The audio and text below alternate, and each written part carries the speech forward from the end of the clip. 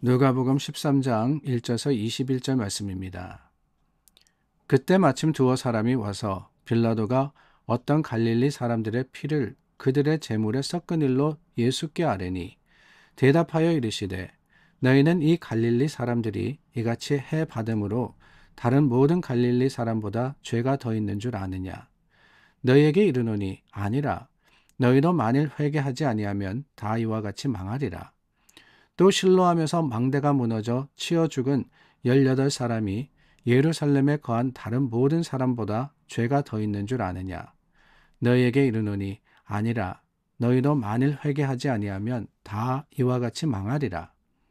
이에 비유로 말씀하시되 한 사람이 포도원에 무화과 나무를 심은 것이 있더니 와서 그 열매를 구하였으나 얻지 못한지라.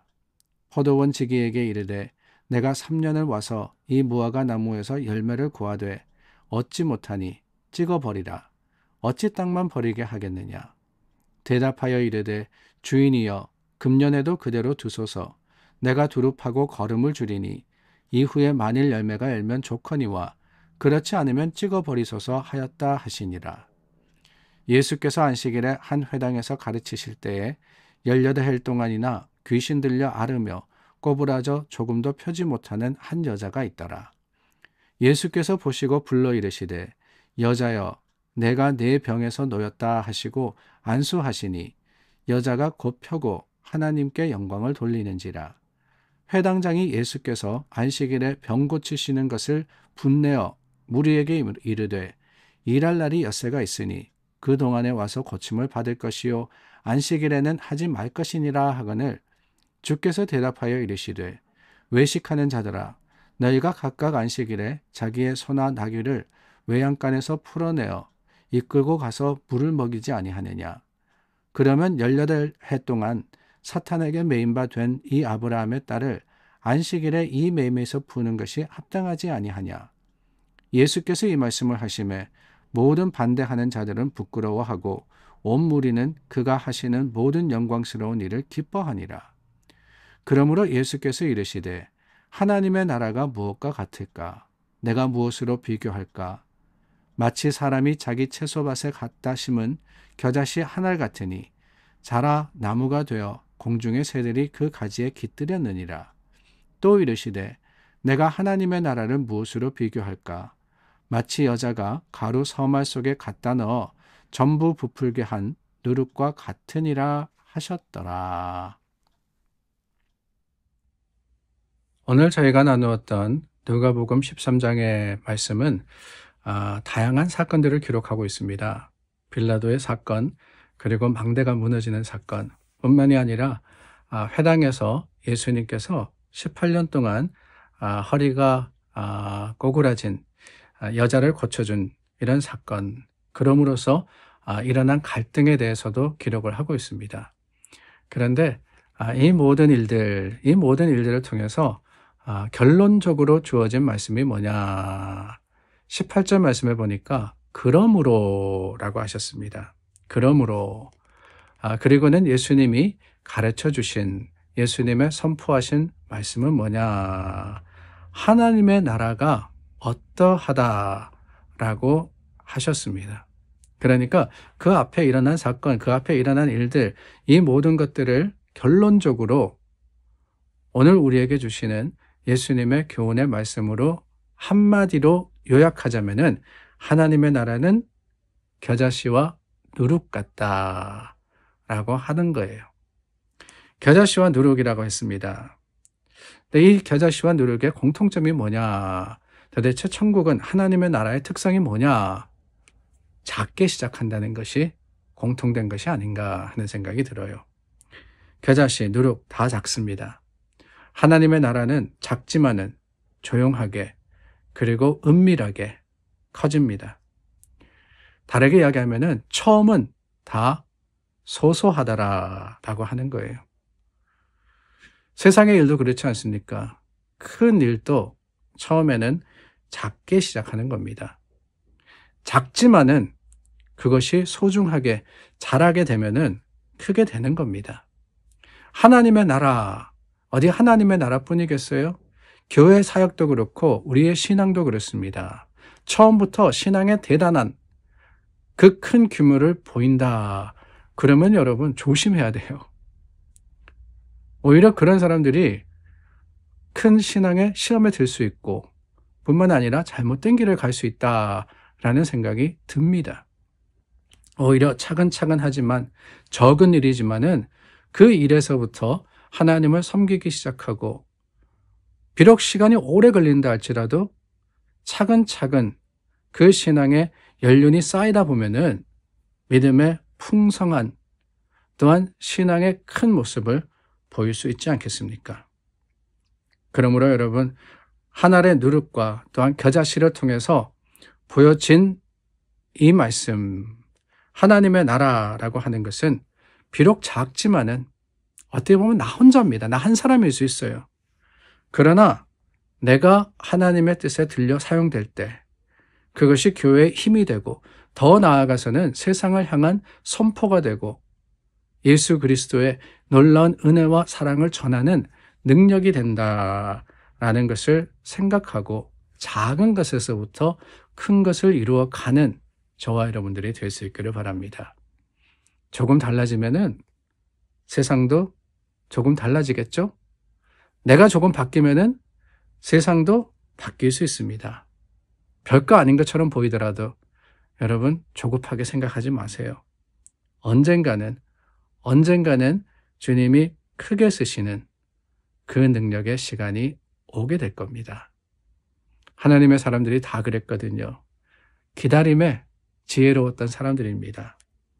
아브라함은 25년을 기다려서 약속의 아들 이삭을 받았습니다. 요셉은 애굽에 끌려가서 10몇 년이 지나서야지만 하나님께서 그를 들어서 쓰셨습니다. 우리가 잘 알듯이 모세는요 40년 동안 광야에서 준비된 다음에 하나님께서 그를 부르셨어요.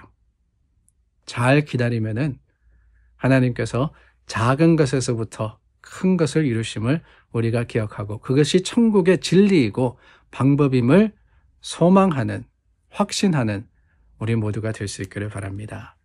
그런데 여러분 작은 것에서 시작했지만은 여기 놀라운 게 있습니다. 그것이 커지더라라고 하는 거예요. 19절 말씀해 보니까 겨자씨 하나 같으니 자라서 나무가 되어서 거기에 새들이 깃들었다라고 하지 않습니까? 겨자씨가 겨자나무가 되더라라고 하는 거예요. 오늘 우리가 추구해야 하는 것이 그게 아닐까요? 작은 것에서 시작해서 작은 것에서 남아있는 게 아닙니다. 하나님은 우리의 믿음이 자라기를 원하십니다. 하나님의 말씀에 우리가 더욱 지혜롭기를 바라십니다. 주님의 뜻에 합당한 삶을 살아가면서 하나님을 세상 속에 전하는 증인이 되기를 원하십니다. 그냥 나 한 사람의 신앙과 또한 믿음에 만족할 것이 아니라 그것이 자라가는 것, 그게 천국의 진리이고 천국의 방법이에요. 더 풍성해짐을 기대할 때 하나님께서 우리의 힘이 되시고 우리의 능력이 되어 주시리라 믿습니다. 물론 크기에 그 규모에 우리가 연연할 필요는 없습니다.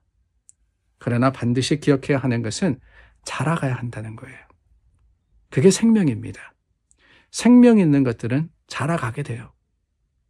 그냥 내 있는 이곳에 만족할 것이 아니라 오늘도 우리의 믿음이 어떻게 하면 자랄 수 있을까?